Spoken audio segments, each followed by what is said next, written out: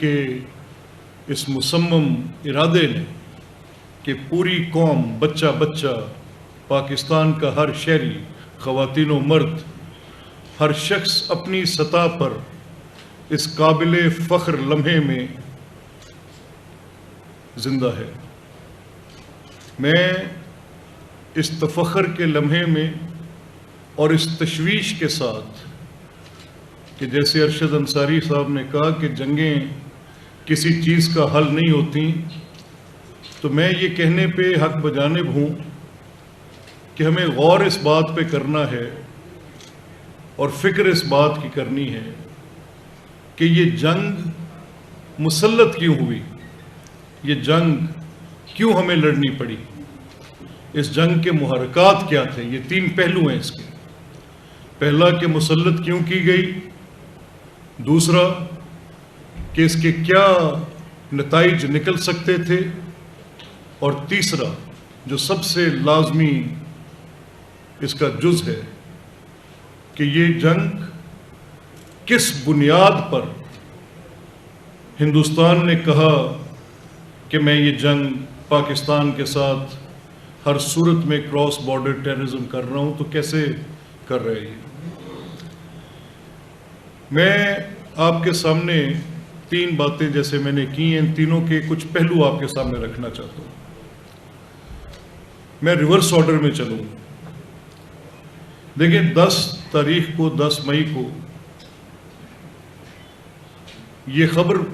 خبر آئی، میں اور آپ تو سب خبر کے ذریعے ہی ان تک پہنچ سکتے تھے۔ خبر یہ آئی کہ ہندوستان نے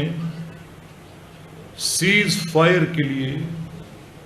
یونائٹڈ اسٹیٹس آف امریکہ سے اپروچ کیا، اور یہ خبر جب مجھے ملی، میں اس وقت گنڈا سنگھ بارڈر پہ زیرو لائن کے ساتھ دیہات میں، جو کہ میرا حلقہ ہے، بالکل ایک جنگی حالت میں سر کے اوپر سے ڈرونز گزر رہے تھے، اور ایسے لگ رہا تھا کہ یہ کسی لمحے بھی گریں گے۔ اس وقت عوام وہاں سے جو لوگ تھے جن کی وہاں سے نقل مکانی کی بات ہو رہی تھی کہ ان کو یہاں سے شفٹ کیا جائے، اور میں وہاں پر موجود تھا کہ میں اپنے لوگوں سے کہوں کہ اگر آپ کو یہاں سے نقل مکانی کرنی پڑے جنگ کی صورت میں، تو اپنے مال مویشی، اپنے بچے، اپنے آپ کو محفوظ کریں کہ یہ جنگ ہے اور اس میں کوئی بھی صورت پیدا ہو سکتی ہے۔ اور ڈرونز اتنے تواتر سے آ رہے تھے کہ لاہور سے لے کے قصور تک ہر 10-5 منٹ کے بعد ایک اطلاع آتی تھی کہ یہ ڈرون ایک لو فلائٹ پہ آ رہے ہیں، اور لگ بھگ ٹی وی رپورٹ کر رہا تھا کہ 24-25 کے قریب ڈرونز بارڈر کراس کر چکے ہیں۔ یہ میں صبح کی بات کر رہا ہوں آپ سے، کہ پھر میں کچھ نشریاتی رابطے سے باہر سگنل سے دور ہو گیا، تو مجھے کسی دوست نے ٹیلی فونکلی رابطہ کیا اور انہوں نے بتایا کہ ابھی ایک ٹویٹ آیا ہے پریزیڈنٹ ٹرمپ کی طرف سے، جس میں انہوں نے کہا ہے کہ انڈیا اور پاکستان میں سیز فائر تھوڑی دیر میں ہو جائے۔ تھوڑی دیر کے بعد پھر خبریں آنے لگیں کہ وہ سیز فائر ہو گیا ہے اور اس میں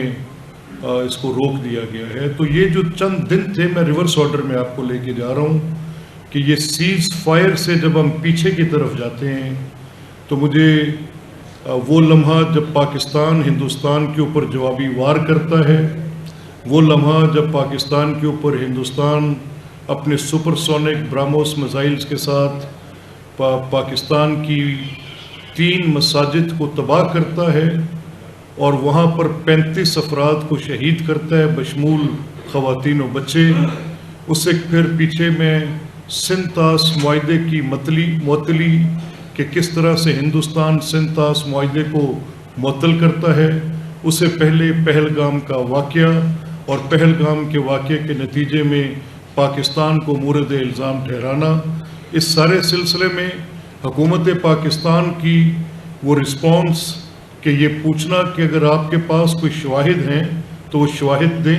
اور اگر شواہد نہیں ہیں تو بے بنیاد الزام نہ لگائیں۔